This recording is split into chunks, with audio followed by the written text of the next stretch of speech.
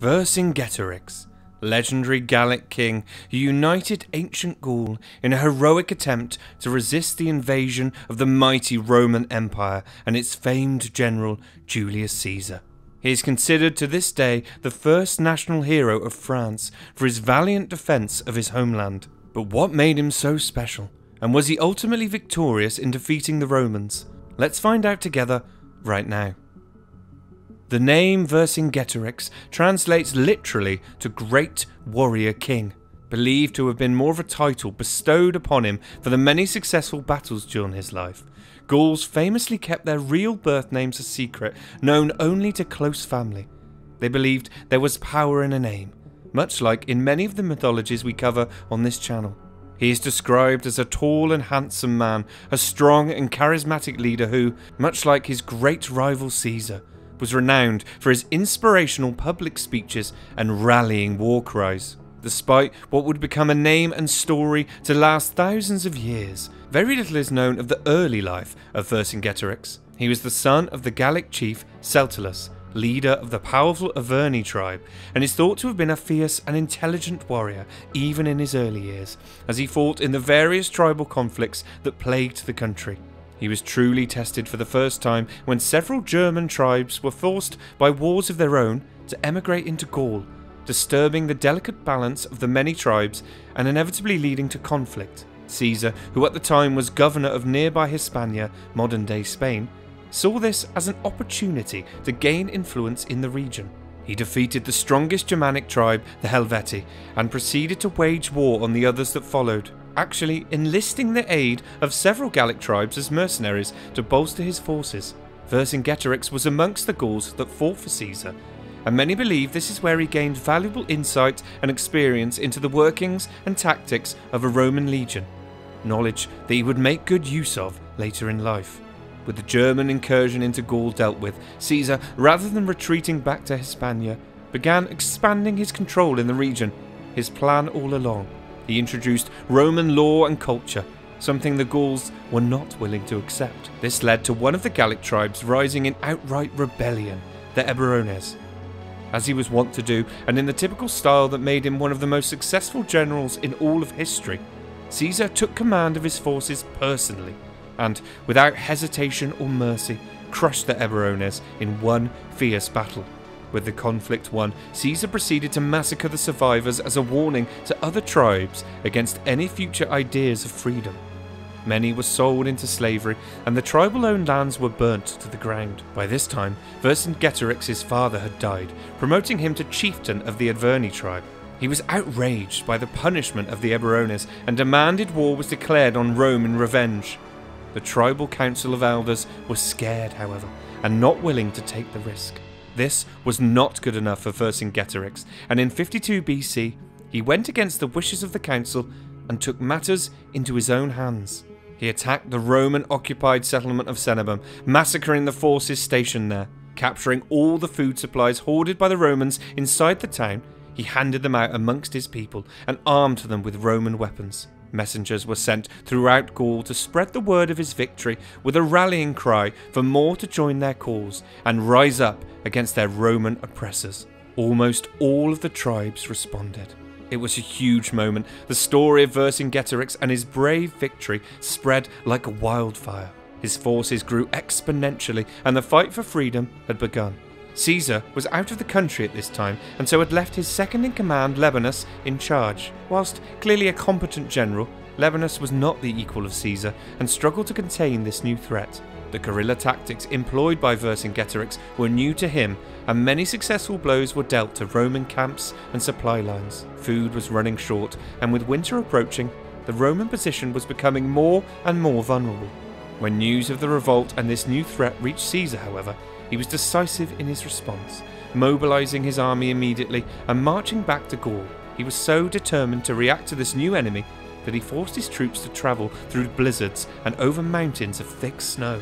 Word reached Vercingetorix that the dreaded Roman warlord was returning with a fresh army, and so he transitioned to a scorched earth policy, burning everything in his path that could possibly help the Roman army on their travels. It was hard to burn his own land, but he saw it as a necessary evil toward the greater good of winning their freedom. Whole cities were destroyed, villages, farms, even private homes, anything the Romans would be able to use. Gaul united around him, and although it pained them, most understood the need. That is, until he reached the city of Avaricum. There, the inhabitants pleaded with Vercingetorix to spare their city. They described it as a beautiful place that was the pride of Gaul. Vercingetorix was not happy with the decision, explaining that it would simply be taken by Rome and burnt anyway once the supplies had been stolen, but was eventually convinced to spare the city. He did declare, however, that he would not be trapped in the city with them, and so rode 20 miles away to camp.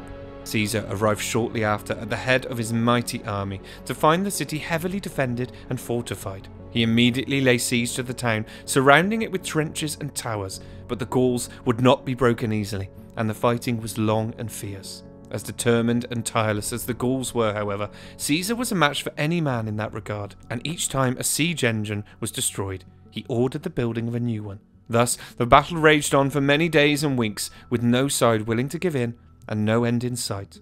That is, until one night, when a heavy storm fell across the region, and most of the defenders retreated inside, taking shelter and assuming that no army would be able to attack them in such conditions. They underestimated Caesar, however, the general spotting the lack of men atop the walls and sending a single siege engine forward, where his men were free to climb over and open the gate.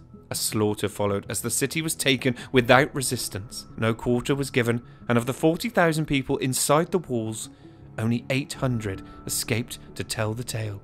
The legend of Avaricum and its tragic fall was like a rallying cry for Vercingetorix and his cause. All of Gaul rose up in defiance of Rome, outraged by the massacre. The army of Vercingetorix doubled in a matter of weeks. He continued to harass the Roman forces, burning bridges, cutting supply lines, leading strikes against camps. At the siege of Gergovia, Vercingetorix was even able to turn the men enlisted by Caesar to guard his supply lines and convince them to attack the Roman instead. Caesar was defeated in a direct assault led on the town and was forced to retreat, moving on without capturing the settlement. Vercingetorix won many minor victories over the enemy force, his major advantage being his superior cavalry, who were both stronger and faster than the Romans. Caesar was no fool, however, and quickly identified this weakness. To solve the problem, he turned to his former enemies, the Germans, who were renowned for their excellent cavalry. This move took Vercingetorix by surprise, who, confident in his horse advantage, failed to spot Caesar's new cavalry force, and in their next encounter was quickly routed by the new Roman soldiers. With no time to retreat and hide in the countryside, Vercingetorix was forced to take refuge in the city of Alesia. Knowing Caesar was not far behind, he fortified the town as strongly as he could, but it went entirely against his thus far hugely successful hit-and-run tactics. Upon arriving and finding the well-defended city, Caesar wasted no time in setting up his siege. Unlike the siege of Avaricum, however, this time he also built defences around his own army to protect against attacks from any possible reinforcements, well aware by now of the uniting power of the King of Gaul, even from inside the walls of the city. Time passed with several minor skirmishes and food began to run out. Vercingetorix released all of his horses and as many of his men as he could spare to go and find help. Some were able to break through the Roman lines and escape into the countryside. He then sent out all the citizens of Alesia, who had been taken by surprise at his arrival, largely old men, women and children. He trusted in the honour of Caesar to not attack unarmed civilians and let them pass freely. Whilst the Roman commander did not kill these innocent people directly, he did not command his force to allow them passage either, as good as condemning them to death. They were caught in between the two armies, stuck in no man's land. Here they would die slowly and tragically of starvation and exposure to the elements. More time passed until finally hope arrived in the form of the cousin of Vercingetorix, who had rallied a large force of cavalry and come to assist. He attacked the rear of Caesar's siege camp, and at last the true battle had begun. Seeing the opportunity, Vercingetorix sallied forth from the city with his own force to pincer the Romans in between the two Gallic armies. The Roman line began to crumble, and victory seemed near for the Gauls. In a definitive moment in not only this battle, or even indeed the Gallic War as a whole, but perhaps for the entire legacy of Julius Caesar himself, the great Roman general, seeing the risk to his army, put on his famous red cloak and entered the fray.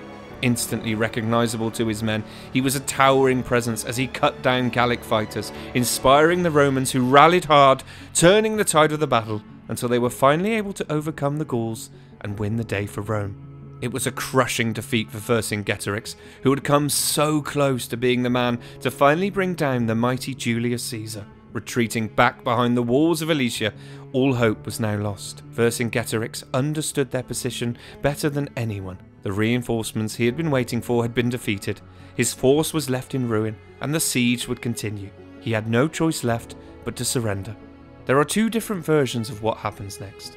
One account suggests the chiefs amongst his army captured Vercingetorix and handed him over to Caesar themselves in the hope of winning some personal reprieve. The more popular account, however, and by far the more poetic, suggests that Vercingetorix, seeing the final flicker of hope die out, took it upon himself to march into Caesar's camp alone and prostrate himself before the commander. Dressed in his finest armour, it was said that Vercingetorix, even in defeat, cast an imposing and impressive figure, taking many in the camp by surprise. He walked calmly and with purpose directly up to Caesar and, without a word, slowly removed his armour, kneeling before the Roman. Caesar, however, was nothing if not consistent, and the ruthlessness that led to so much of his success took over.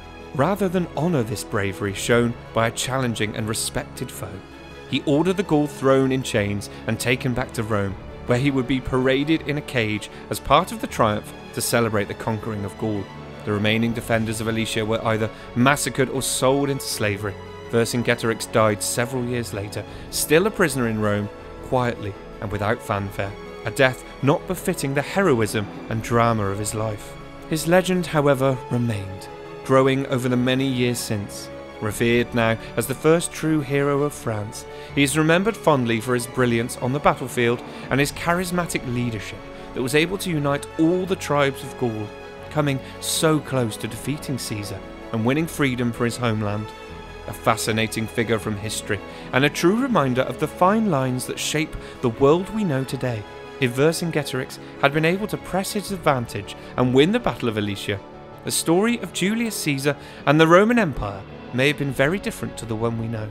Regardless, Vercingetorix and his heroism, his outright bravery and willingness to risk everything to defend the freedom of his homeland, secured his legacy and ensures that he will forever be remembered as the great warrior king of Gaul.